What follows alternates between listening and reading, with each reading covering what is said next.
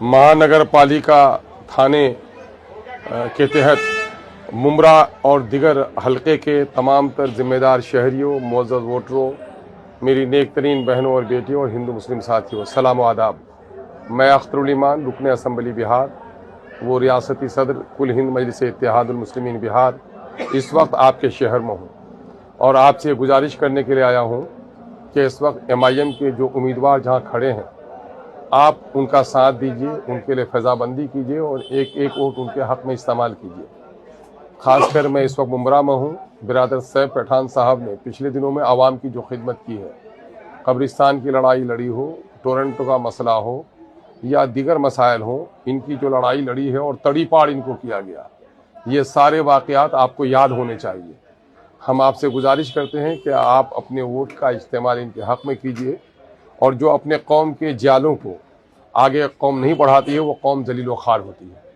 इसलिए इनका यह हक़ बनता है कि इनको वोट दीजिए और इनको कामयाब बनाइए। साथ ही मैं शहर बम्बई और पूरे महाराष्ट्र में जहाँ जहाँ हमारी पार्टी लड़ रही है, वहाँ के उम्मीदवारों को मैं वोट देने की आपसे अपील करता हूँ। अपील इसलिए करता हूँ कि इससे सरकारों के गिरने और बनने का सवाल नहीं है, लेकिन मामला ये है कि पूरे हिंदुस्तान में वतन अजीज़ में नफ़रत की आग फैलाने वालों के ख़िलाफ़ जो लड़ाई लड़ी मजबूती के साथ बैरिस्टर असदुद्दीन अवैसी साहब लड़ रहे हैं।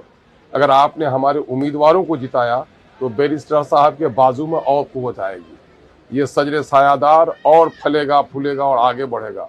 इस वक्त पाकिस्तान और चाइना और दूसरे दुश्मनों से मुल्क को तो ख़तरा है ही, लेकिन जो लोग हिंदू और मुसलमान के नाम पर मुल्क को तोड़ रहे हैं, जो लोग कश्ती के अंदर बैठकर कश्ती में छेद कर रहे हैं, उन जालिमों से भी इस मुल्क को बचाना ज़रूरी है।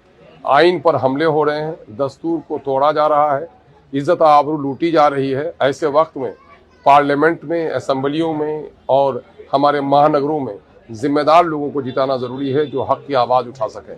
हम उम्मीद करते हैं ये वोट अमानत है और इस अमानत को आप अहले अमानत के हवाले कीजिएगा और जहाँ भी हमारा उम्मीदवार, उसका ज़ात मज़हब मत पूछिए। अगर उसका निशान पतंग है तो बैरिस्टर असदुद्दीन अवैसी का एक सिपाही मानकर उनके बाजू को मजबूत कीजिए। उम्मीद है आप हमारी इस गुजारिश को कबूल करें।